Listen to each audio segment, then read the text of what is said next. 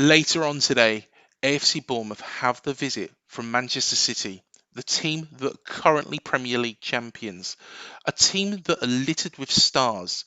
The likes of Kevin De Bruyne, Jack Grealish, Bernardo Silva, amongst many others. You could name any player in that squad, and let's be fair, they're going to have quality.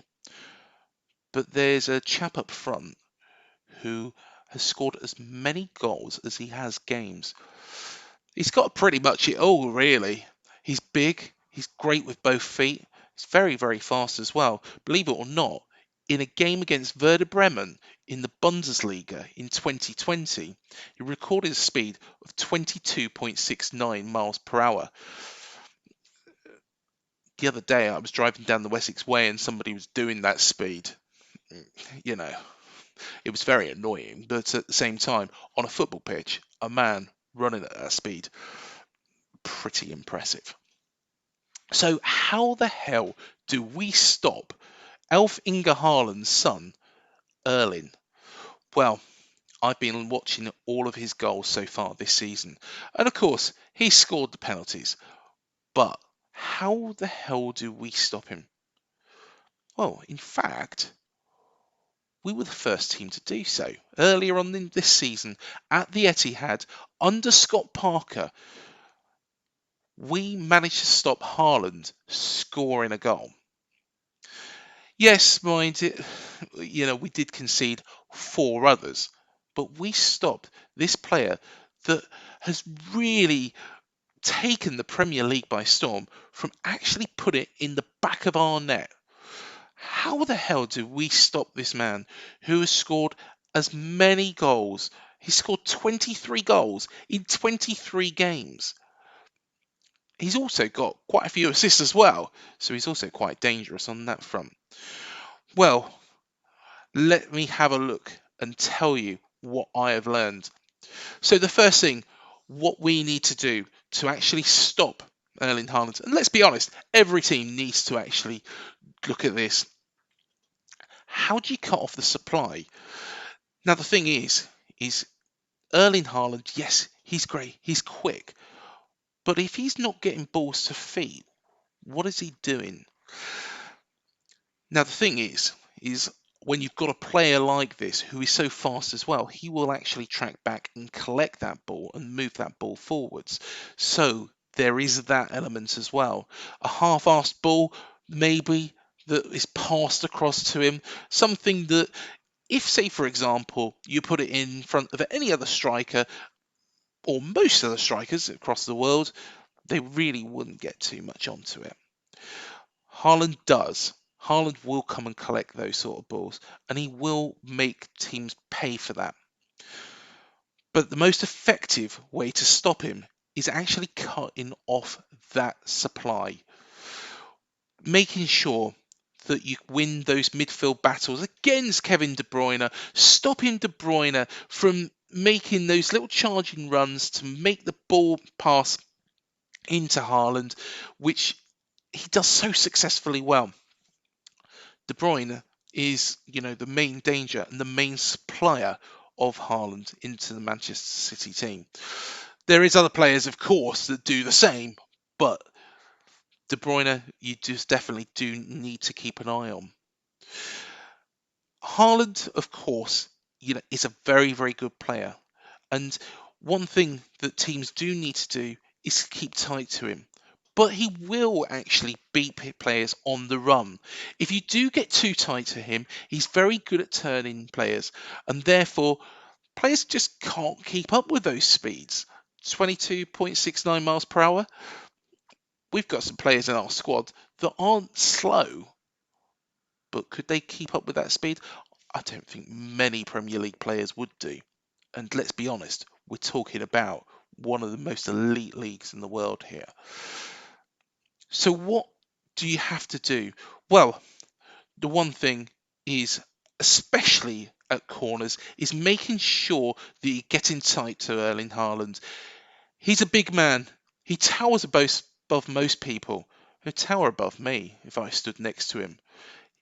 He will get his head on that ball.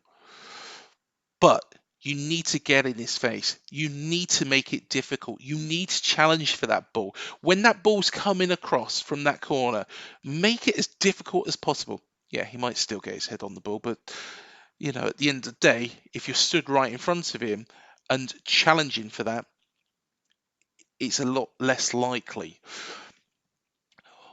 When you're when you're defending against Haaland, one thing maybe is to stand off against him. And we've seen this time and time again. When he's taken on defenders, sometimes they give him too much room. Sometimes they stand too far back and allow Haaland to run at them. With this speed that he's got, they're not going to catch him. Standing a little bit off him and seeing what move he makes may be a better option. Getting two players on him and cutting off his options is another one.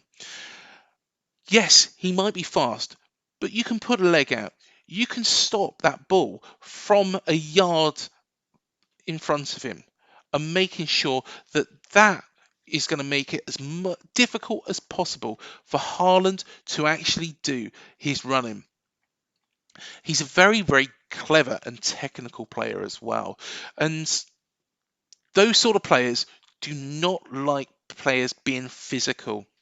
And what I mean by this is don't just go flying into the man and hopefully knock him flying.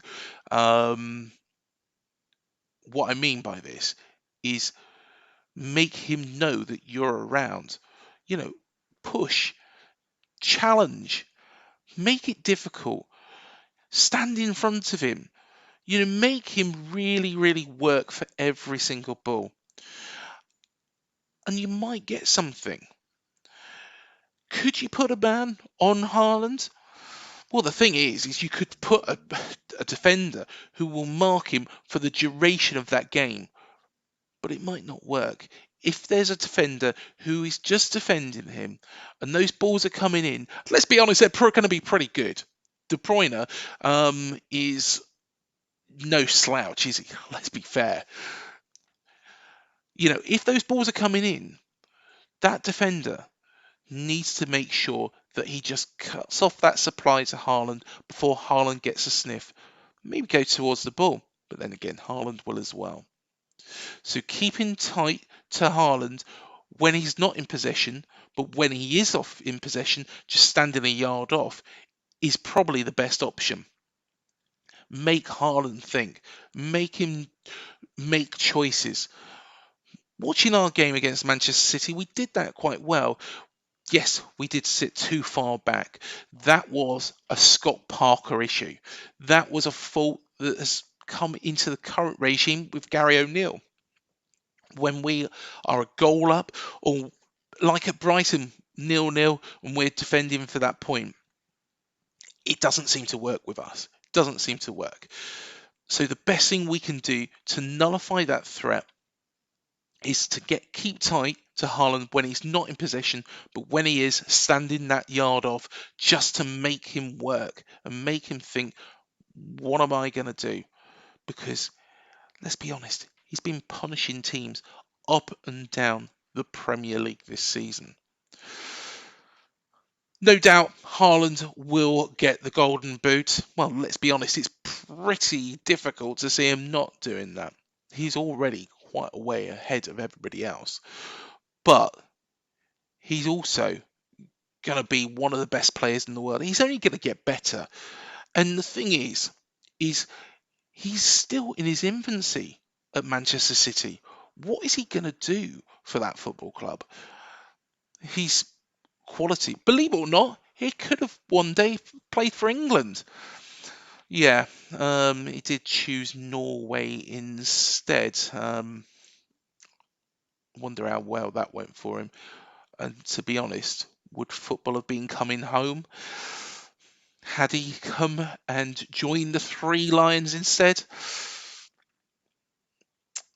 Yeah, that's another thing that messed up and why we're going towards 60 years of hurt. But Haaland, is a quality player, and no doubt he will win that golden boot, but hopefully we can keep him quiet later on today.